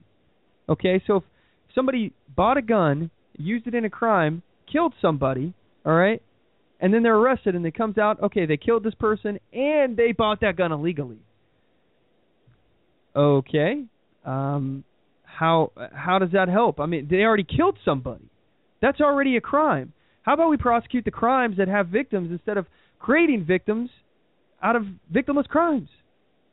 The real victim of that crime, the felony crime of selling a firearm to a person without a background check, is the person who would be getting arrested. And the victim, I suppose, would also be the taxpayers because they're on the hook. But great point, Chris. I appreciate all the input you've had today, man. Thank you so much. And anyway, I want to move to this story here, and this is really upsetting to me. I don't know if you guys see as many of these stories. I don't know what it is about me, but people think that I hate the police. Okay, which I don't. I have a lot of respect for peace officers who respect their oath to the Constitution, who honor and obey their oath. I respect those people. I will be the first person to stand up for the police who are trying to do good. I even give them the benefit of the doubt a lot of times. However, I people send me links all the time, and I appreciate it, by the way, because it gives me a lot of stuff to talk about. But it also upsets me when I see corruption in police departments. And I want to give a shout-out to the people who have sent me these links. You know who that you are. But I have a link here, a clip of a Buffalo police officer. And this is probably one of the most disturbing clips I have. It's really upsetting to me. This officer was fired. She was fired for stopping a fellow police officer from abusing his power. This is a scumbag, a public servant gone wild, that got backed up by his entire department. And this is what makes it difficult for people like me and maybe you who are out there defending police officers. Saying, okay, there's maybe a couple bad ones in the bunch, but what are the odds it's going to be a whole department? Well, in this case, the Buffalo department, they fired the cop that was trying to stop the bad cop. They fired him. This person can't get a pension now, can't collect. And that's not an entitlement. That's something that they've earned. That's not them reaching into your pocket. They've earned that. That was their retirement pension. And some people may disagree with me on that, and they may say, hey, well, you know what? They don't deserve that. They're paid too much. I happen to think the police have a very difficult job. I do. I think that police have a difficult job, and it's a dangerous job, and there should be certain benefits. They do provide a public service. I think that, as I've said, they do not have an obligation to protect you. They can just come and investigate afterwards, but I think the investigation process is important as well. So even though I don't rely on them for self-defense, I don't expect them to come save my life if I'm being burglarized or assaulted. I expect them to catch the guy after 50%, 50% of the time, after I'm assaulted or killed. I expect them to catch that and prevent it from happening again to someone else. That's what I expect. So I understand it's a dangerous job. But it makes it very difficult for those of us who support the police when the entire department backs the wrong guy, the bad guy. Here's the clip. Tonight, a 7 Eyewitness News exclusive. Former Buffalo police officer Cariel Horn in a battle tonight to get her pension. She was fired for trying to stop a fellow officer she says was abusing a suspect. And tonight she is telling her side of the story to 7 Eyewitness News reporter Kendra Eaglin. November 1st, 2006, there was a call of an officer in trouble at 707 Walden. That officer, Gregory Kwiatkowski, who was responding to a domestic dispute inside of that home between Neil Mack and his girlfriend. When Officer Cariel Horn went into the house, she says Mack had already been placed under arrest. She was handcuffed in the front, and he was sideways and being punched in the face by Gregory Kwiatkowski. Horn and about 10 other officers who arrived at the scene helped drag Mack out of the home, but once outside, Horn says Officer Kwiatkowski was out of control. So the individual is handcuffed and being punched in the face by a police officer. Gregory Kwiatkowski turned Neil Mack around and started choking him. So then I'm like, Greg, you're choking him, because I thought whatever happened in the house he was still upset about. So when he didn't stop choking him, then I just grabbed his arm from around Neil Mack's neck. If that chokehold of a handcuffed suspect caught Horn off guard, it didn't prepare her for what she says Kwiatkowski did next. We'll get to that in a second. But let's just point out here that, number one, I believe his name is Kwiatkowski, if I'm hearing that correctly. This is a white officer, all right? And the officer that was fired, I don't remember her name. I think it might be, actually, I don't want to guess on this. But, yeah, anyway, she's an African-American female. And the suspect who Officer Kwiatkowski was pummeling is an African-American male, all right? He's pummeling this man, handcuffed, punching him in the face. And then we've all heard about the whole Eric Gardner situation, right? We've all heard about that, where they put a chokehold, an illegal chokehold. Well, okay, this is a New York cop, Buffalo. Same place as Eric Gardner. Did you hear about this? You hear about some outrage over this? It blows me away. This guy is choking out a handcuffed man, and he's obviously mad, according to his own partner, about whatever happened inside. All right, police have the right to, I guess, use force. All right, they can, they do use force, but not because they're angry, not because they're upset. They use force to stop a threat. If there's a threat happening, they use the proper amount of force to stop the threat. So and I've talked about this before, okay? We've went down this path before. I'm going to go ahead and go back down it just a little bit. When I was in the military, we had a use of force matrix, okay? It's a use of force model, and it had these double arrows that, on each side of the arrow there was an arrow, so it could escalate or de-escalate. You're not stuck in one position. So, if I saw a threat, I had to categorize it into what kind of threat it was. So it could be passive resistant. So, I just say, I'm not going to go with you. I don't touch me. I don't want you to touch me. I'm not going to do anything. But I'm not going to go with you, and I'm just going to hang on to this pole here. Or actually, I've already messed it up. It's been a few years since I looked at it, but yeah, it's like passive active, passive resistant, something along those lines. So passive active, passive resistant would be somebody hanging on to a pole.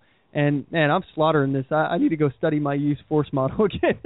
Anyway, point being, if somebody's just sitting there hanging on to a pole, I'm not allowed to shoot them in the face. I have to use compliance techniques, or maybe verbally talk to them. If they don't come off of that pole, maybe I'll, put them in a pressure point or twist their arms. I'm not even allowed to just stun them with a stun gun or something. That makes sense to me. I don't think police should just be able to just stun people for no reason, or because they won't cooperate with them. Oh, you give me lip, I'm just going to zap you, and you're going to be on the floor shaking. And because you have thousands of electrical volts pulsing through your nervous system. And who knows? By the way, these things aren't even non-lethal. These aren't non-lethal at all. These are less than lethal. If you have some kind of condition, you can easily die. You have a pacemaker? Oh, man, you could absolutely die. You have a heart condition, you got any of a bunch of different problems, or it's just a freak accident, you could die from these less than lethal rounds. These less than lethal weapons. A rubber bullet shot to the face, that can kill. These kind of things, there's a reason why we have use of force models. There's a reason why that the police just can't go out and just, I see you on the street with a gun, and I'm pulling my gun out on you and shooting you because you got a gun. There's a threat model. Did he point the gun at you? Did he use the gun in a threatening manner? Did he make a fervent action towards the gun? There are things that they have to do to prove. They have to be able to articulate the threat. So, choking a guy from behind who's just standing there, according to this police officer, why would she have a problem with him choking this guy out if he was resisting or trying to get away or something? This is his partner. Why would she have an issue with it? But anyway, she grabs the guy on the collar, the officer. She grabs him on the collar and tries to basically peel his arm off around this handcuffed suspect's neck. And here's what happened next. That chokehold of a handcuffed suspect caught Horn off guard. It didn't prepare her for what she says Kwiatkowski did next. He comes up and punches me in the face, and I had to have my bridge replaced. Horn says he punched her in the face, and he knocked out her bridge or messed it up anyway. That she had to have dental work from the punch that he put on his own fellow officer's face. She tried to stop him from choking out a handcuffed, unarmed suspect, and he turned around and punched her, a fellow officer, in the face. And you would think, oh wow, this is outrageous.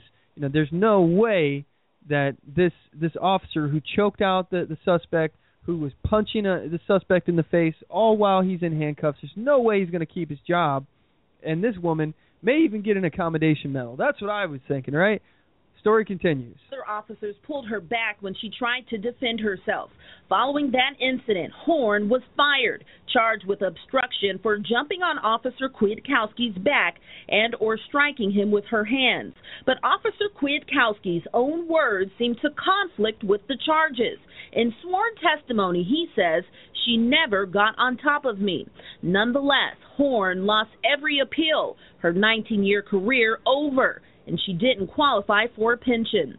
The breadwinner for her 5 children, Horn, now a truck driver to make ends meet. My daughter said, "Mommy, why did you go to work that day?" She never said, "Why did you do what you did?" or "I wish you wouldn't have done it." She just said, "I wish you wouldn't have gone to work that day." So I don't regret it.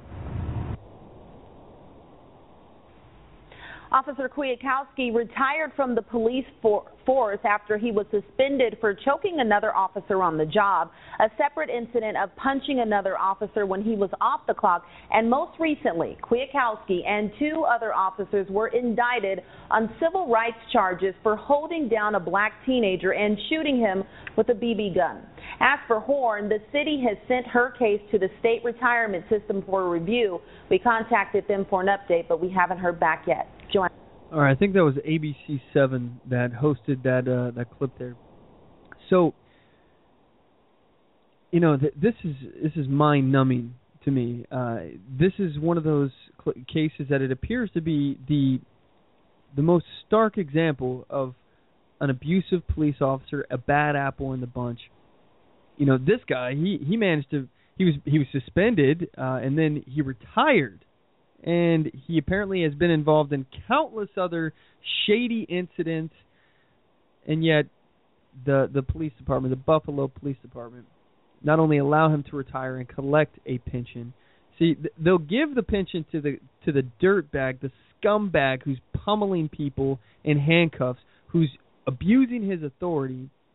They have no problem giving your taxpayer money to that pension, but they don't want to give it to the person who tried to stop it. And now she's forced to be a truck driver 19 years. 19 years down the drain. You know, good cops, they get punished. This is ridiculous. The Buffalo Police Department, this whole office is corrupt. I am just flabbergasted right now at how this kind of injustice could happen. It really bothers me. Anyway, we have just a few minutes left in the show here. 2 minutes, a little over 2 minutes right now. I want to get to another story here, and this one I think is important that we cover. And this is a police chief. We're back into the highlighting of scumbag police officers, public servants gone wild. A police chief received no charges when he used his badge to try to intimidate a teen into posing nude. So basically this young girl, I believe she was like 18 or 19, something along those lines. She was caught walking down the street, I believe, with an alcoholic drink underage, and the police chief basically said, "Hey, well, I tell you what, if you take some naked pictures, all right, I will not, we'll drop all the charges, and then I'll just hold these pictures over your head for a certain period of time to make sure you stay out of trouble. So you do that, you'll be good to go." And anyway, the state prosecutors, they said that while C-Strand actions, that's the police chief, are abhorrent behavior and unacceptable behavior for anyone in that type of position, they did not file criminal charges against him. The prosecutor explained that the only law applicable to the case was the abuse of power statute, under which a public official is guilty of a misdemeanor if he or she knowingly commits an unauthorized act which purports to be an act of his office, or knowingly refrains from performing a duty imposed on him by law or clearly inherent in the nature of his office. Okay, so they didn't even prosecute him for a misdemeanor because they have no laws on the book for that. Unbelievable. You know, if I was a father, I would be out of my mind furious. And, you know, that's not justice. That is not justice. Anyway, we only got about 40 seconds left into today's show. I just want to thank you guys, listeners, members of the Mack Pack. Thank you for tuning in week after week. We appreciate your continued support. And don't forget to tune in next week. You can also check us out at OnTheMoveShow.com, here at blogtalkradio.com/OnTheMoveShow, Facebook.com/OnTheMoveShow, YouTube.com/OnTheMoveShow, and Twitter.com/OnTheMoveShow. And as always, know your rights, assert your rights, get on the move.